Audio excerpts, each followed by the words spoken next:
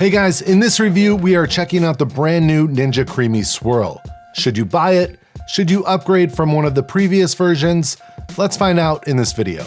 Now, in this video, I will be focusing mainly on the swirl function, as there are a number of videos that cover the functions of the Ninja Creami, and the functionality is mostly the same across all the models, with the exception of the new swirl feature.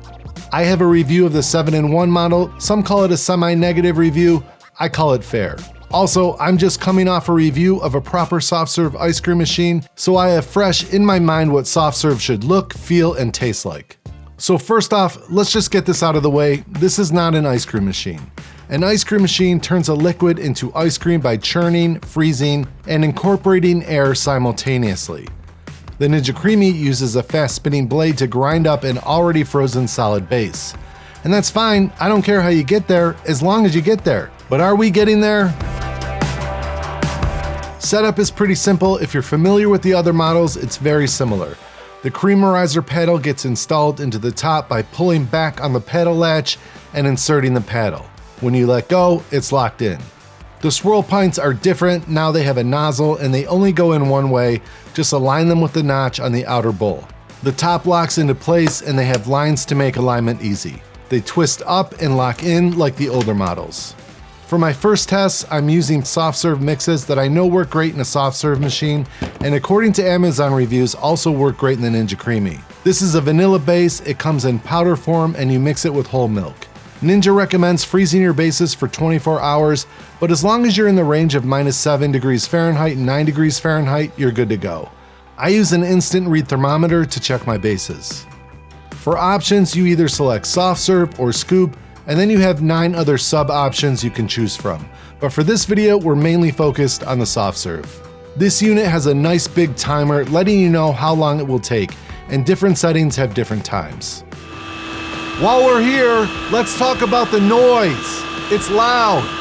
It's pushing close to 90 dBs, which is like having a lawnmower in your house. So take that into consideration if you've ever complained about how loud an appliance is. This is what it looks like after you've gone partially deaf. Processed your ice cream. The next step is to attach it to the dispenser, and first you need to attach the dispense lid. It's just a short turn to lock into place. The pint then gets installed into the dispenser, and Ninja makes it easy with color coding. Just spin clockwise and it's locked in. You want to spin the bottom of the pint clockwise to open, and you're good to go when the ice cream logo is in the vertical position. So I guess this is where the new magic happens. But first, you must wait. 1, 2, 3.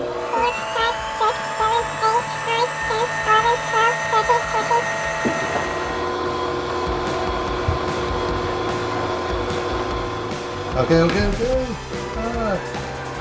That's kind of perfect. You think this is perfect? Yeah. So this is it, guys, what we've all been waiting for. It's essentially a plunger that pushes the ice cream out of a star pattern nozzle. Is this soft serve? By definition, maybe it is soft. Does it resemble soft serve? Also yes. But is it like the soft serve that you get out after your kid's soccer or baseball game from a real ice cream place? No, not even close. Does it taste good? Sure, it tastes good, but it's not the same. Honestly, I feel like the reviews I'm seeing from people have never actually had soft serve. When you're done dispensing all of the soft serve, the swirl press will retract automatically, and you can also do this manually if you don't dispense it all. I tried another mix that has good reviews on Amazon using it with the Ninja Creami. This is a dull pineapple powder based mix with water, and for this we chose the Fruit Whip setting, which adds a couple minutes over ice cream. And that was a bad idea because I think it got over processed for the soft serve. Now when I bought this machine, the extra pints were not available, so I used my OG pints to make some bases, and this was a complete pain, but I was able to transfer from one to the other, and they were the exact same width, so it worked.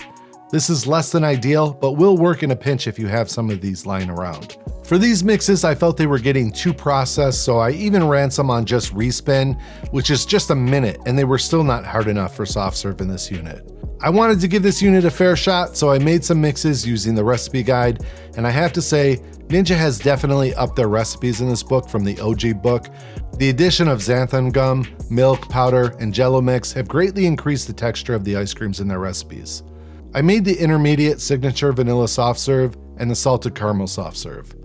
Although I don't mind making ice cream, I was really hoping those mixes were going to work well because they are so easy to make. And by the way, nothing wrong with those mixes, they worked and tasted great in my Vevor soft serve machine. I'm making multiple batches because I also want to see how well they do in the OG machine. Don't forget to close your base. I already had an issue off camera, and if you forget to close it, your mix is going to dump out.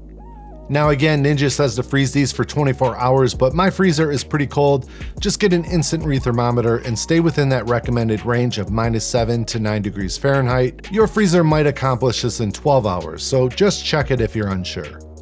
I'm prepping some sugar cones with hard shell chocolate, and I just stuck these in the freezer for a few minutes to harden.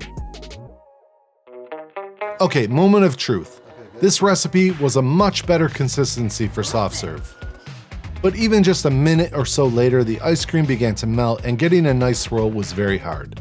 But I do have to say, these recipes are a big improvement over what's in the OG book. These cones with the hard shell chocolate were great, by the way, 10 out of 10 recommend. I ran some of the soft serve recipes on a scoop just to see the difference, and besides being twice as fast, it was pretty much the same consistency, so take that for what it's worth. I also processed some store-bought ice cream, and I got pretty decent results.